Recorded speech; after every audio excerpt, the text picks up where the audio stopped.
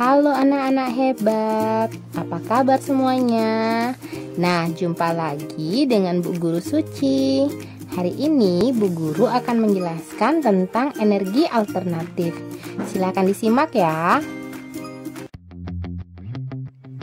Energi alternatif merupakan energi yang terbarukan yang berupa semua energi yang dapat digunakan dengan tujuan menggantikan bahan bakar konvensional.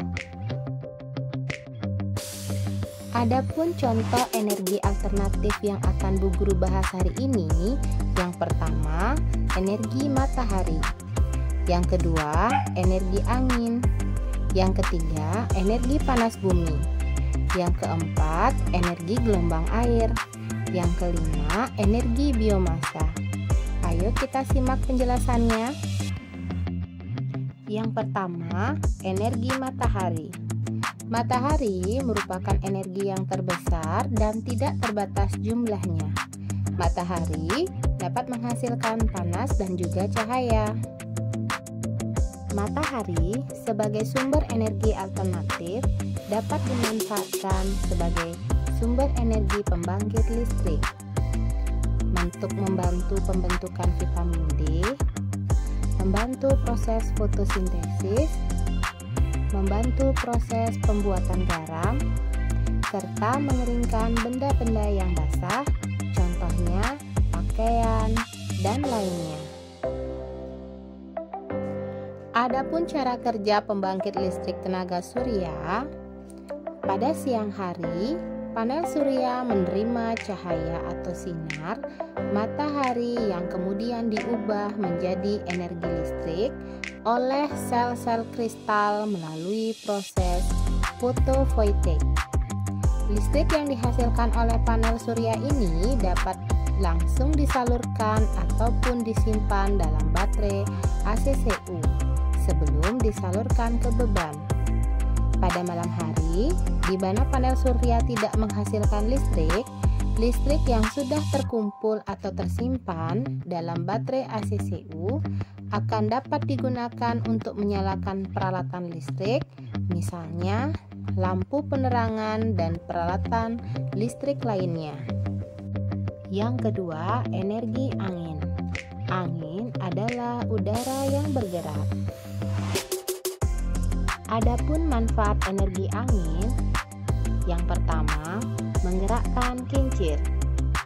Yang kedua, membantu nelayan melaut. Yang ketiga, menerbangkan benda-benda seperti layangan. Awalnya, angin memutar turbin angin, lalu diteruskan untuk memutar rotor pada generator di bagian belakang turbin. Generator mengubah energi gerak menjadi energi listrik dengan teori medan magnet elektromagnetik, yaitu poros pada generator dipasang dengan material ferromagnetik permanen. Ketika poros generator mulai berputar, maka akan terjadi perubahan fluks pada stator yang akhirnya menghasilkan tegangan dan arus listrik tertentu. Tegangan dan arus listrik disalurkan melalui kabel jaringan listrik. Energi listrik yang dihasilkan pembangkit listrik tenaga angin biasanya akan disimpan ke dalam baterai. Yang ketiga, energi panas bumi. Energi panas yang dihasilkan perut bumi. Adapun cara kerja pembangkit listrik energi panas bumi, uap disuplai dari sumur produksi melalui sistem transmisi uap yang kemudian masuk ke dalam steam receiving header sebagai media pengumpul uap. Dari steam receiving header, uap kemudian dialirkan ke separator yang berfungsi untuk memisah uap dari benda-benda asing seperti partikel berat. Contohnya, sodium, potasium, kalsium, amonia, fluor, dan lain-lain.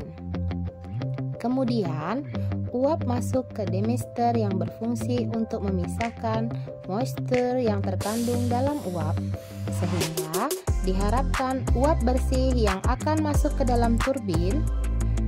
Turbin yang berputar akan memutar generator yang akan kemudian menghasilkan listrik.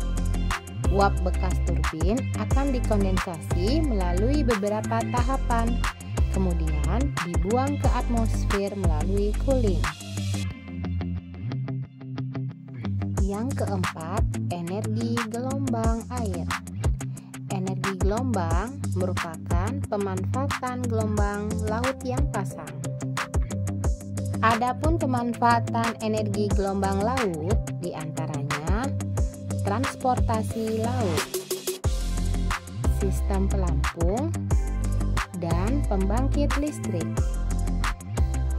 Adapun cara kerja pembangkit listrik gelombang laut, pembangkit listrik tenaga gelombang laut ini bekerja dengan memanfaatkan aliran gelombang laut yang mempunyai energi kinetik yang masuk ke mesin konversi energi gelombang. Kemudian, dari mesin konversi aliran gelombang ini dialirkan menuju turbin. Di dalam turbin, energi kinetik yang dihasilkan digunakan untuk memutar rotor. Dari perputaran rotor inilah energi mekanik kemudian disalurkan menuju generator. Di dalam generator, energi mekanik dirubah menjadi energi listrik. Dari generator ini, daya listrik yang dihasilkan dialirkan lagi menuju sistem transmisi atau beban. Yang kelima, energi biomasa. Biomasa adalah energi yang dibuat untuk bahan bakar yang didapatkan dari sumber alam yang dapat diperbarui, seperti hewan maupun tumbuhan. Adapun pemanfaatan energi biomasa diantaranya residu manusia maupun hewan, sisa hasil pertanian, hasil pengolahan hutan, serta sampah-sampah industri. Adapun biomasa dapat berubah menjadi energi, diantaranya biomasa padat seperti kayu dan sampah dapat dibakar langsung untuk menghasilkan panas. Biomasa juga dapat dikonversi menjadi gas yang disebut biogas atau menjadi biofuel cair seperti etanol dan biodiesel. Bahan bakar ini kemudian dapat dibakar untuk mendapatkan energi. Biogas terbentuk ketika kertas, sisa makanan, dan limbah pekarangan terurai di tempat pembuangan sampah dan dapat diproduksi dengan mengolah limbah dan kotoran hewan di wadah khusus yang disebut digester. Etanol dibuat dari tanaman seperti jagung dan tebu yang difermentasi untuk menghasilkan bahan bakar etanol yang digunakan dalam kendaraan. Biodiesel diproduksi dari minyak nabati dan lemak hewani yang dapat digunakan untuk kendaraan dan sebagai minyak pemanas. Nah, demikian penjelasan Ibu Guru terkait energi alternatif. Semoga bermanfaat semuanya. Sampai jumpa.